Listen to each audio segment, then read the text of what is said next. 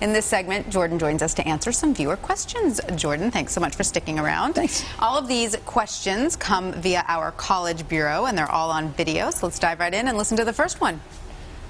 My name is Steve Carlson. I am an employee here at Tier 1 Bank.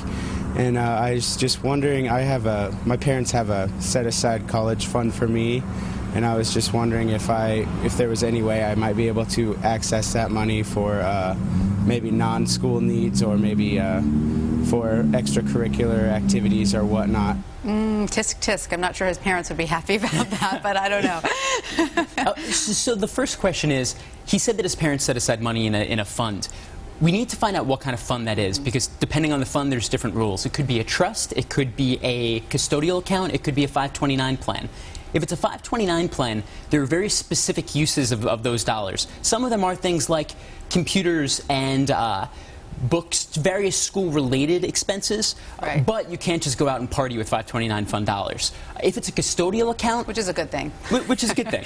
If it's a custodial account, you want to find out who the custodian is, and that person has kind of free reign over what it's spent on, so long as it's in the best interest of the child. So that can be non-education related expenses if the custodian thinks that's in the best interest. If it's a trust, those can have fairly complex rules, and it's different trust by trust. So there you have to consult your individual trust document. So we don't have quite enough information to answer Steve's question completely, but we got the overview of the different kind of trusts. Yeah, I think if you're out there watching and he sees this, depending on which account he has, that should give you his answer. That's the one piece we're missing. That's right. All right, great. Next question comes from Mitchell of Lincoln, Nebraska. I have two 529 plans for my two daughters, and they, just like all other accounts, had a significant downturn last year, and I wonder what to do with that money in order to get it back to where it needs to be for college. One's 2 years from college, and one is about 10 years from college. Jordan, I'm sure there are a lot of people in Mitchell's position right now. Yeah, this is really, really tricky because 529s have really had the same fate as mutual funds out there in the market, and they've really been depleted. You have people who have been saving up for 10 years, and suddenly there's half the amount of money in there that they expected. There's no easy answer here. What we can say is every single state has a different 529 plan, and you can invest in any state's plan regardless of where you live. So once a year, you have the option to roll your 529 into that of another state. Look into the performance state by state of these different 529s, because each state invests the money in different ways. Find a high-performing state and try to roll over those two remaining accounts into the highest-performing states out there. You don't happen to know off the top of your head what some of the higher-performing states are? No, I don't know off the top of my head. I mean, someone's got to really do the research and look into all 50. His other option would be, if you withdraw money from a 529, you take a 10% penalty. So that would be kind of painful, but you could withdraw the money, put it into a more aggressive investment vehicle than a 529. You're going to have greater risk, but the possibility of greater upside. All right, Jordan, great advice there for Mitchell. Now we're going to listen to our next video question. I'm Allison, and I'm a student at the University of Nebraska-Lincoln, and I'm studying abroad next semester in Florence, Italy, and I would just like to know how I would go about taking out my first student loan to help me pay for that. Allison is very lucky. She's going to be in Florence, Italy next semester. I highly approve. Yeah, no, that's exciting. So the first question is, does she currently have student loans? If she does, most student loans do roll over, and most college tuition plans, it's your normal tuition that you would pay even though you're abroad, so there's no increase in cost. What if you need a little extra because you are going to be abroad and you're just unsure what your expenses are going to be?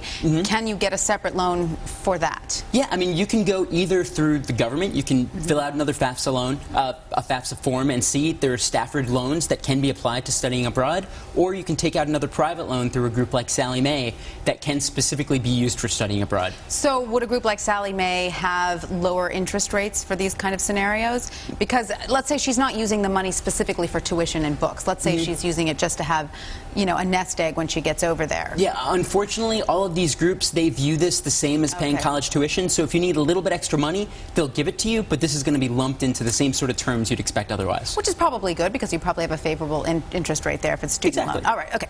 Next question is another video question. Let's listen. My name is Grace Farley, and I'm from Lincoln, Nebraska. I'm a freshman here at UNL, and I would like to know, what is the best way to start saving for grad school now if I have most of my undergraduate expenses covered by a scholarship? Lucky her. Yeah, this is going to be much the same as it was paying for college the first time. You're going to pay for grad school with a combination of filling out your FAFSA and getting government grants and loans.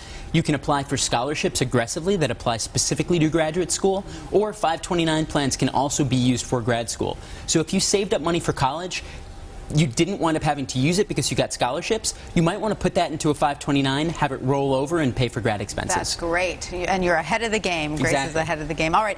Any final parting tips for college students out there looking to...